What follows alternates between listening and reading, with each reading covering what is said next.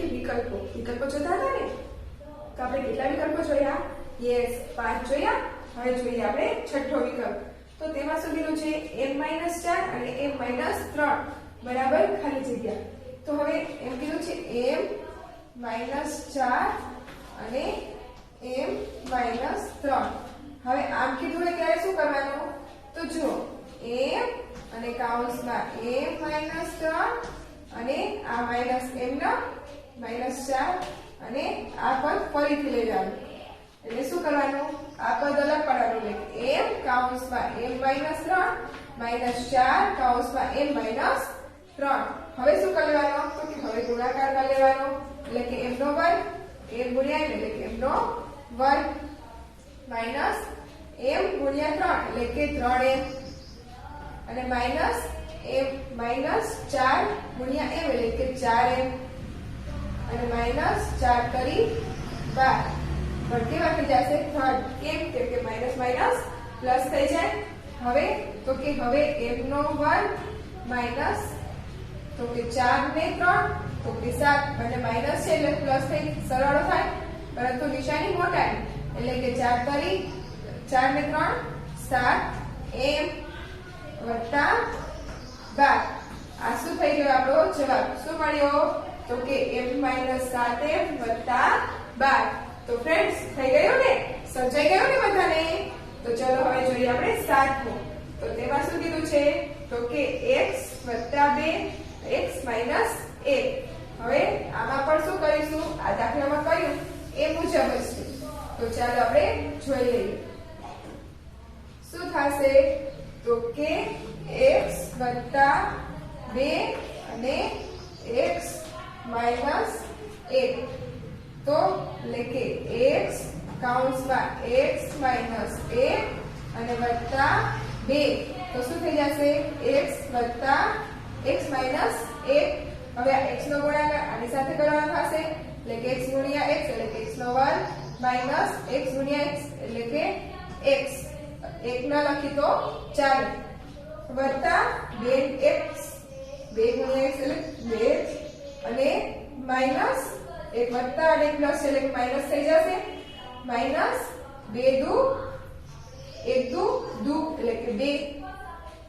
તો હવે શું કરવાનું? તો કે x નો વર્ગ એમના એમ જ છે અને 1 માઈનસ છે અને 1 પ્લસ છે. તો શું થશે? બાદબાકી 2 માંથી 1 જાય તો 1 એટલે કે વત્તા x પછી માઈનસ 2. આ બચ્યું તો જો આપણો જવાબ આવી ગયો.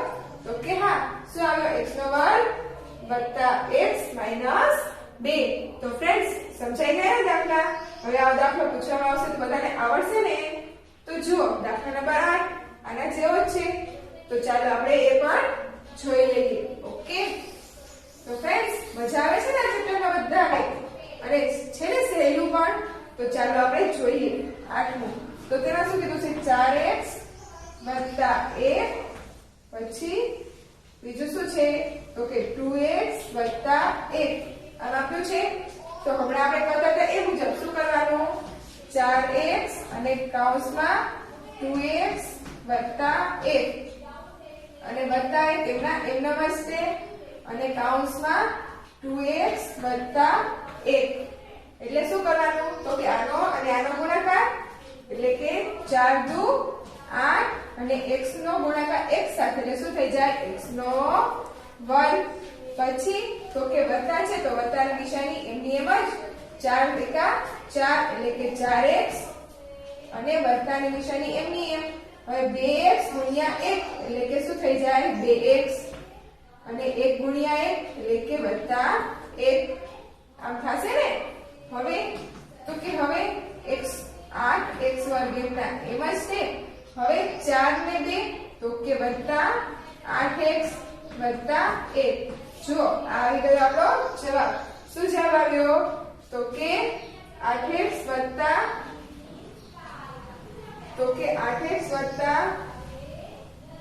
6x વત્તા 8. તો જુઓ આમાં શું થાય છે? તો કે આમાં અહીંયા કણે તો કે ભૂલ આવી ગયેલી છે. શું છે? ભૂલ આવે. અહીંયા શું આવે છે? તો કે 8x. ઓકે, તો ફ્રેન્ડ્સ હવે આપણો જવાબ આવી ગયો. અહીંયા શું આવશે? 8 આવશે. ઓકે, તો ચાલો હવે જોઈએ આપણે 9મું. તો 9માં શું છે? તો કે 9માં કીધું છે કે 2x નો વર્ગ એને ગુણ્યા કરવાના છે આપણે 5 - 4x વત્તા x નો વર્ગ એમ કરવાનું છે. શું છે? 2x નો વર્ગ કૌંસમાં 5 - 4x પછી વત્તા x નો વર્ગ આમ આપ્યું છે. હવે આનો શું કરવાનો છે? આપણે ગુણાકાર. તો ચાલો કરી લઈએ. આનો ગુણાકાર આની સાથે, પછી આની સાથે આવે, પછી આની સાથે. તો 5 દુ 10 x નો વર્ગ પછી માઈનસ પ્લસ માઈનસ પછી શું થશે? 4 દુ 8 x હવે 2 ને તો કે 3 પછી વત્તા એમના એમ જ છે અને 2 તો શું થશે? આપણે 2 ની x ની 2 ઘાત અને x ની 2 ઘાત નો ગુણાકાર થાય એટલે કે x ની 4 ઘાત. તો શું જવાબ આવ્યો? 10x નો વર્ગ માઈનસ 8x ની 3 ઘાત વત્તા 2x ની 4 ઘાત. તો ફ્રેન્ડ્સ આવી ગયો ને જવાબ. હવે આવા દાખલાઓ તમને પૂછવામાં આવે તો બધાને આવડે ને? તો ચાલો હવે જોઈએ આપણે 10મું. તો 10માં શું કીધું છે? 5x ગુણ્યા 0 ગુણ્યા માઈનસ 2x બરાબર. હવે તો આપણે અગાઉ શીખી ગયા હતા શું? કે કોઈ પણ સંખ્યા હોય એનો ગુણાકાર જો 0 વડે કરવામાં આવે તો જવાબ હંમેશા શું આવે? 0. ઓકે, તો શું જવાબ આવશે આમાં? આપણે 0. હવે જોઈએ 11મું. તો તેમાં શું કીધું છે? -2x 3x અને 4x ત્રણેયનો શું કરવાનો છે? આપણે ગુણાકાર. તો ચાલો આપણે કરી લઈએ. શું છે? -2x અને 3x અને 4x આમ છે. શું કરવાનો છે? ત્રણેયનો ગુણાકાર એટલે કે 3 દુ 6 6 ચોક 24 પણ કેવા આવશે? માઈનસ અને x નો વર્ગ એટલે શું થશે? ત્રણેયનો એક એક પદનો એટલે x સરવાળો એટલે કે 3x નો ઘન. આવી ગયો આપણો જવાબ. શું જવાબ આવ્યો? -24x નો ઘન. તો ફ્રેન્ડ્સ સમજાઈ ગયું ને બધાને? તો ચાલો હવે તેવી રીતના જોઈએ આપણે 12મો વિકલ્પ. તો તેમાં શું કીધું છે? x બરાબર -2 હોય તો 2x ની 3 ઘાત માઈનસ x નો વર્ગ ની કિંમત શોધો. કેની કિંમત કીધી છે? તો કે 2x ની 3 ઘાત માઈનસ x ના વર્ગ ની કિંમત. હવે x ની જગ્યાએ આપણે કેટલા લેવાના છે? -2 એટલે કે 2 કૌંસમાં -2 ની 3 ઘાત માઈનસ 2 નો વર્ગ આમ થશે. તો હવે 2 એમના એમ જ રાખીએ અને શું કરવાનું? તો કે ગુણ્યા હવે 2 નો ઘન. તો 2 નો ઘન શું થાય? 2 દુ 4 અને 4 દુ 8 પણ કેવો થશે? તો કે માઈનસ. કેમ કે માઈનસ છે ને એટલા માટે. હવે તો કે હવે માઈનસ એમના એમનામ જ અને 2 નો વર્ગ શું થાય? 2 દુ 4. હવે તો કે હવે આ બંનેનો શું કરશું? ગુણાકાર. તો ગુણાકાર શું થશે? તો કે 8 એકા 8 દુ 16 એટલે કે -16 -4 એટલે કે -16 અને -4 કેટલા થશે? તો બંનેનો શું થાય? બંને માઈનસ એટલે સરવાળો. તો 16 ને 4 20 પણ કેવા? તો કે માઈનસ. કેમ કે 16 ની આ માઈનસ છે ને મોટા નિશાની આવે એટલે કે 16 - 4 એટલે કે -20. તો જો આપણો જવાબ આવી ગયો ને ફ્રેન્ડ્સ? સમજાઈ ગયો ને બધાને? તો ચાલો હવે તેવી જ રીતના જોઈએ આપણે 13મું. તો તેમાં શું કીધું છે? કે a + b નો વર્ગ વત્તા a - b નો વર્ગ બરાબર ખાલી જગ્યા. હવે આપણને એક પદ પ્લસ વાળું આપ્યું છે અને એક પદ માઈનસ વાળું. તો આના માટે આપણે શીખી ગયા. આપણે શું કરતા હતા? તો કે યસ. તો કે a + b કૌંસ ઉપર વર્ગ વત્તા a - b કૌંસ ઉપર વર્ગ આમ કરતા હતા. આ આપણી રકમ હતી. તો શું કરવાનું? એક પ્લસ છે અને એક માઈનસ છે તો પહેલા પદનો વર્ગ પછી માઈનસ બીજા પદનો વર્ગ આમ કરતા હતા ને? એટલે કે a નો વર્ગ માઈનસ b નો વર્ગ આવી ગયું આપણું. તો જુઓ શું થયું? તો કે માઇનસ બી નો વર્ગ. આ શું થઈ ગયો? આપણો જવાબ આવી ગયો. એટલે આમાં શું આવશે? ઓપ્શન બી આવશે. ઓપ્શન સી નહીં પણ ઓપ્શન બી આવશે. ઓકે ફ્રેન્ડ્સ, તો હવે જોઈએ આપણે ચોથું. આપણે પ્રશ્ન નંબર 4. તો તેમાં શું કીધું છે કે નીચેના વિધાનો ખરા છે કે ખોટા તે લખો. હવે તેમાં પહેલું શું કીધું છે આપણને કે -3 પેલું કીધું છે 3x - 1 એ ત્રિપદી છે. તો આ ત્રિપદી છે, આમાં 3 પદ છે, તો કેટલા પદ છે? 1 અને 2. કેટલા પદી છે? દ્વિપદી છે. એટલે આ વિધાન કેવું છે? તો કે ખોટું. હવે જોઈએ બીજું. તો તેમાં શું કીધું છે કે xy - yz yx એ દ્વિચલ બહુપદી છે. કેવું કીધું છે? ચલ. તો ચલ આમાં કેટલા છે? x y અને z. કેટલા ચલ આવે છે? 3 ચલ આવે છે ને. તો આ કેવા પદી કહેવાય? દ્વિચલ બહુપદી કહેવાય. એટલે આ વિધાન પણ કેવું છે? ખોટું. હવે જોઈએ ત્રીજું. તો તેમાં શું કીધું છે? તો કે x - y - x + y બરાબર ખાલી જગ્યા. તો ચાલો આપણે જોઈ લઈએ. તો કે x - y અને -x + y આમ છે. એટલે શું થાય?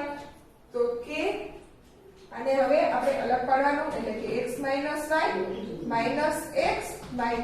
y કૌંસની બહાર માઈનસ છે. તો આ પદની અંદર જે કાંઈ પણ સંખ્યા હોય એ પ્લસ હોય તો માઈનસ થઈ જાય, માઈનસ હોય તો કેવી થઈ જાય? પ્લસ. હવે જો આ એક પદ પ્લસ વાળું છે, આ એક માઈનસ વાળું છે. એટલે બંને ઉડી જાય. આ પદ બંને કેવા છે? માઈનસ વાળા. એટલે શું થશે? બંનેનો સરવાળો એટલે -2y. તો જુઓ આવો જવાબ આવે છે આપણો. તો જુઓ હા આવી ગયો. એટલે કે આ વિધાન કેવું છે? સાચું. તો ફ્રેન્ડ્સ સમજાઈ ગયું ને બધાને? હવે જોઈએ આપણે ચોથું. તો તેમાં શું કીધું છે? xy * yz * zx બરાબર ખાલી જગ્યા. હવે એમાં શું કીધું? બરાબરમાં x નો વર્ગ, y નો વર્ગ અને z નો વર્ગ. તો આપણે જોઈ લઈએ. શું કીધું છે? xy * yz * zx. આ કીધું છે. તો x કેટલી વાર આવે છે? 2 વાર આવે છે. એટલે કે x નો વર્ગ પછી ગુણ્યા y કેટલી વખત છે? તો કે 2 વખત એટલે કે y નો વર્ગ ગુણ્યા z કેટલી વખત છે? તો 2 વખત એટલે કે z નો વર્ગ. તો શું આવ્યું? આ વિધાન કેવું પડ્યું? સાચું. ઓકે ફ્રેન્ડ્સ, સમજાઈ ગયું ને? તો હવે જોઈ લઈએ આપણે પાંચમું. તો પાંચમામાં શું કીધું છે? તો કે x - 2 નો વર્ગ બરાબર x નો વર્ગ - 4. તો આ વિધાન કેવું છે એ આપણે જોઈ લઈએ. x - શું કીધા છે? 2 નો વર્ગ. આમ આપ્યું હોય ત્યારે શું કરવાનું આપણે? તો કે યસ શું? પહેલા પદનો વર્ગ વત્તા 2 ગુણ્યા પહેલું પદ ગુણ્યા બીજું પદ. આમ કરવાનું અને વત્તા બીજા પદનો વર્ગ. એટલે કે x નો વર્ગ વત્તા -2 દુ 4 એટલે કે 4x અને વત્તા 2 દુ 4. તો શું જવાબ આવે છે આપણો? x - 4x + 4. તો જુઓ આમાં એવું આવે છે તો કે ના. એટલે આ વિધાન કેવું છે? ખોટું. હવે જોઈએ છઠ્ઠું. તો છઠ્ઠામાં શું કીધું છે? x - 7 અને x + 7 બરાબર 0. તો ચાલો આપણે જોઈ લઈએ. શું કીધું છે? x નો વર્ગ x - 7 અને x + 7 બરાબર. તો ચાલો જોઈ લઈએ. હવે બંને પદ સરખા છે, ખાલી વત્તા સરવાળામાં શું છે? તો એક માઈનસ છે અને એક પ્લસ છે. તો શું કરવાનું? પહેલા પદનો વર્ગ માઈનસ બીજા પદનો વર્ગ એટલે 7 * 49 આવું આવે. તો જુઓ આપણે આવું મળે છે તો કે ના. એટલે આ વિધાન કેવું છે? ખોટું. ઓકે. હવે જોઈએ આપણે સાતમું. તો તેમાં શું કીધું છે? x + 1 અને x + 2 બરાબર આપણે x નો વર્ગ વત્તા 3x વત્તા 2 એમ કીધું છે. તો ચાલો આપણે જોઈ લઈએ. તો આપણે શું કીધું છે? x + 1 અને x + 2. આમ આપ્યું હોય ત્યારે શું કરવાનું? તો કે x કૌંસમાં x વત્તા 2 અને વત્તા 1 કૌંસમાં x વત્તા 2 આમ કરવાનું ને। હવે આનો ગુણાકાર આની સાથે અને આનો ગુણાકાર આની સાથે એટલે કે x નો ગુણાકાર x સાથે એટલે કે x નો વર્ગ વત્તા 2x વત્તા 1 નો ગુણાકાર x સાથે એટલે કે x વત્તા 2 કા 2 એટલે કે x નો વર્ગ વત્તા 2 ને 3x વત્તા 2 તો જો આવો જવાબ આપણે આવે છે તો કે x નો વર્ગ વત્તા 3x વત્તા 2 તો કે હા એટલે કે આ વિધાન કેવું છે સાચું। હવે જોઈએ 8મું તો 8માં શું કીધું છે તો કે x વત્તા 3 અને x વત્તા 2 આમ આપ્યું છે રકમ આપણને તો આમાં પણ શું કરવાનું આપણે આ દાખલામાં કર્યું એ મુજબ જ તે એટલે કે x કૌંસમાં x વત્તા 2 વત્તા 3 કૌંસમાં x વત્તા 2 હવે આનો ગુણાકાર આની સાથે કરીએ એટલે કે x નો ગુણાકાર x ની સાથે એટલે x નો શું થઈ જાય વર્ગ હવે 2 ગુણ્યા x કરીએ એટલે કે 2x વત્તા એમના એમ જ છે અને 3 નો ગુણાકાર x સાથે કરીએ એટલે 3x અને 3 દુ 6 આમ થઈ જશે તો હવે x નો વર્ગ વત્તા 3 ને 2 5x વત્તા 6 તો જો આવું આવે છે તો કે x નો વર્ગ વત્તા 5x વત્તા 6 હા એમ પડી ગયો એટલે કે બંને સરખા છે એટલે શું આવ્યો જવાબ સાચું એટલે કે આ વિધાન કેવું છે સાચું છે।